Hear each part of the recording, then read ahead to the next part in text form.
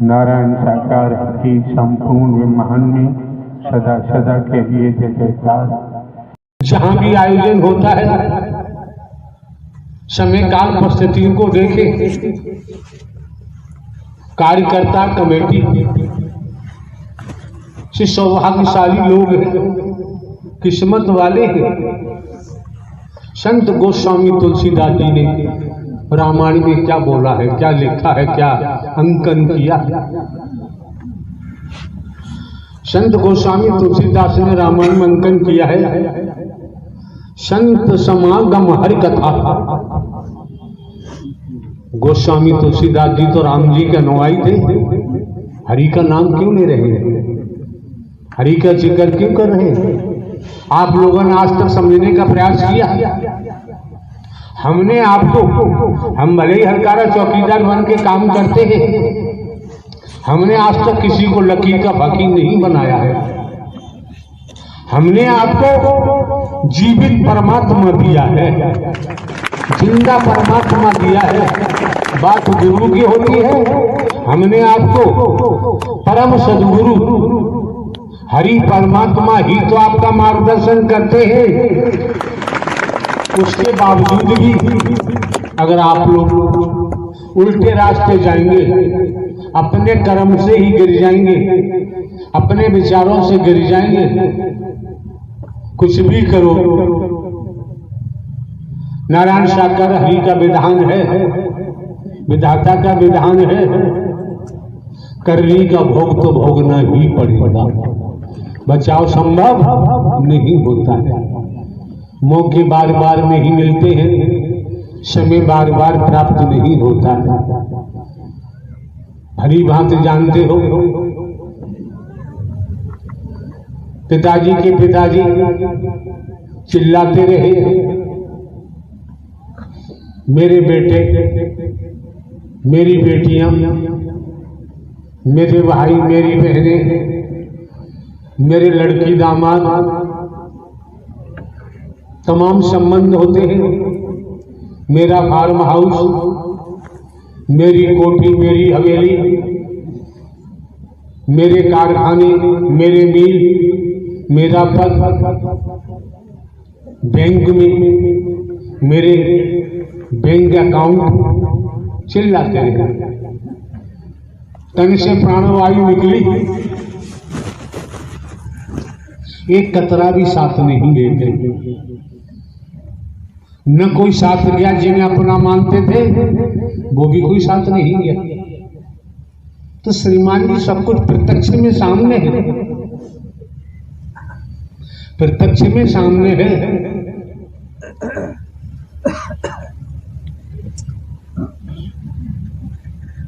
कितने सौभाग्यशाली हैं कमेटी के सदस्य। आपका भी अतीत अच्छा है,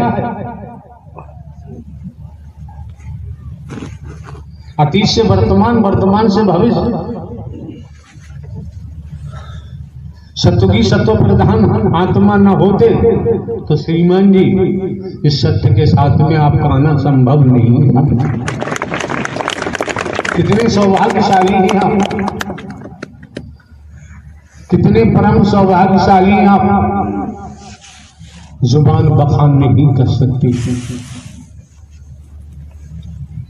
आप संसारिक दुनियावी कैलेंडर के मुताबिक 20 वर्षों से हमें सुनते आ रहे हैं।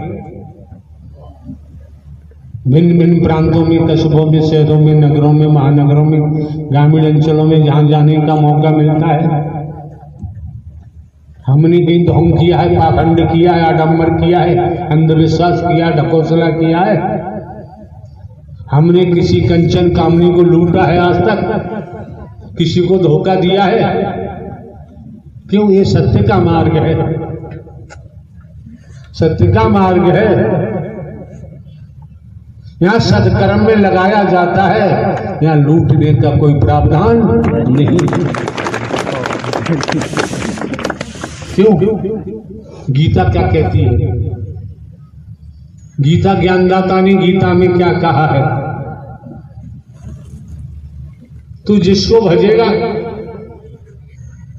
जैसा करेगा उसी गति को प्राप्त होगा। तू भीख मांगेगा तो तुझे भी महादुर्गति के तहत पशु बनकर, क्या क्या बनकर खामियाजा भोगना ही पड़ेगा। ये गीता में जाके पढ़ लेना, गीता में प्रसंग आया है, यहां तक आया है।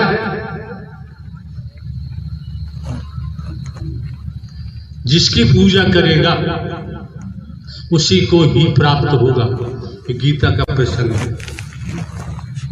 हम तो आपके सामने आज की बात रखते हैं,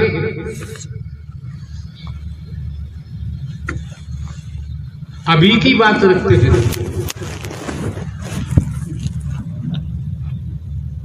समझना न समझना आपका अपना काम है।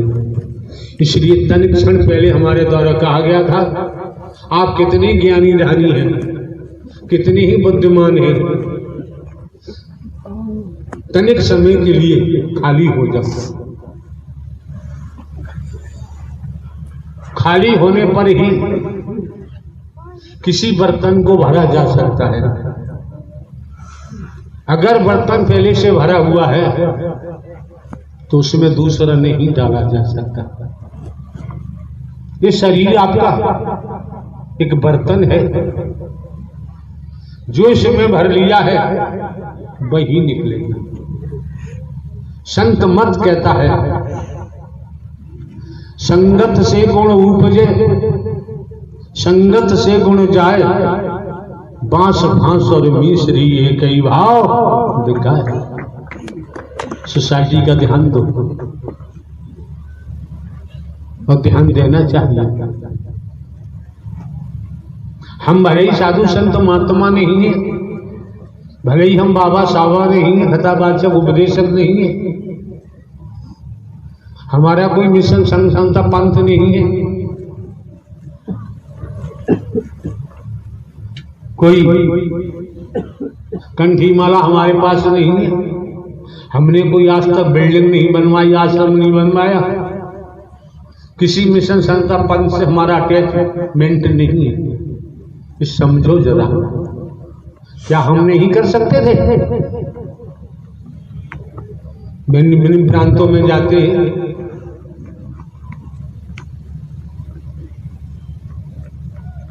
चाहते तो हजारों आश्रम बनवा दिए होते।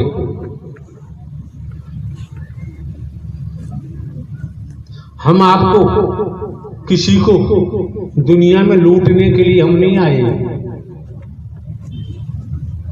किसी को बर्बाद करने को हम नहीं आए। अपने विचारों से गिर जाते हैं तो कर्म से गिरेंगे। जब विचारों से गिर जाते हैं, कर्म से गिर जाते हैं तो जीव लोग स्वतः ही बर्बाद हो जाते हैं, तबाह हो जाते हैं।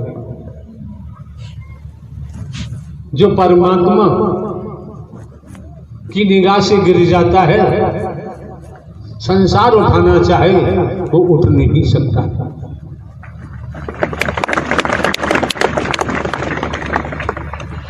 जो साकार हरि की निगाह से गिर जाता है, एक भजन हमने सुना था किसी के मुंह से, हम तो गिरे हुए थे, साकार हरि ने हमें उठा। जब हरि परमात्मा ने उठा लिया है, अब कौन उठाएगा? कौन उठाएगा? किसमें इतनी क्षमता है, किसमें इतनी पावर है? संसार में संस्कार है, तब तो राजे महाराजे मंत्री संतरी अभी हवा भरते रहते हैं। संस्कार समाप्त हो जाता है, फिर कोई सलाम करने नहीं जाता।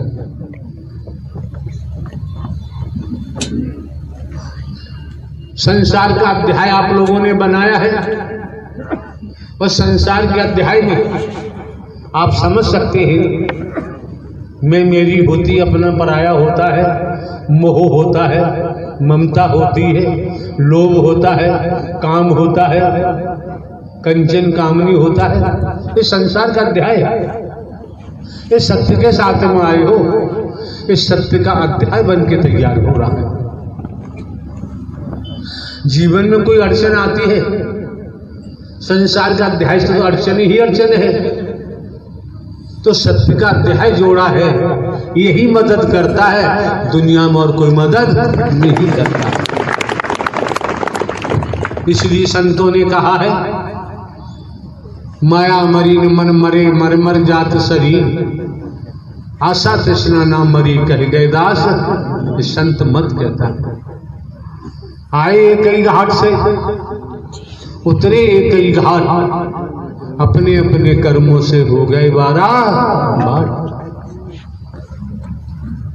बाप का साथी बेटा नहीं, बेटा का साथी बाप नहीं, गुरु का साथी चेला नहीं, चेला का साथी गुरु नहीं। अपने कर्मों से ही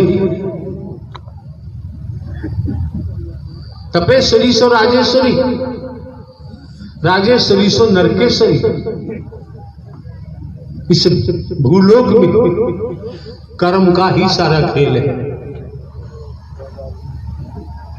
तप से ही राजा बने, और राजा बनने के बाद भूल गए तो तपेश्वरी सो राजेश्वरी, राजेश्वरी सो नरकेश्वरी। कहां जाओगे बच के? बच के जाओगे कहां? इसलिए किसी संत ने कहा है, हरि इतना दीजिए जिसमें कुटुंब समाए, हम भी भूखे न रहे और संतन भूखा जाए। बेवजह तो नहीं कहा है, और हम आप भली भांति जानते हैं, भली भांति जानते हैं। जो भी ले,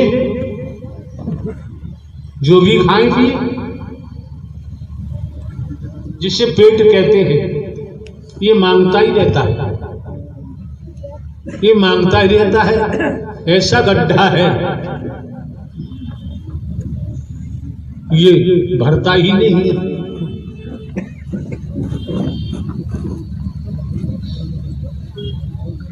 सर में दर्द हो रहा है, ये पेट मांगता है। इस पेट को सर का दर्द समझ में नहीं आता। हाथ कट गया है, दर्द हो रहा है, पेट से मतलब नहीं, तब भी चाहता डालो डालो।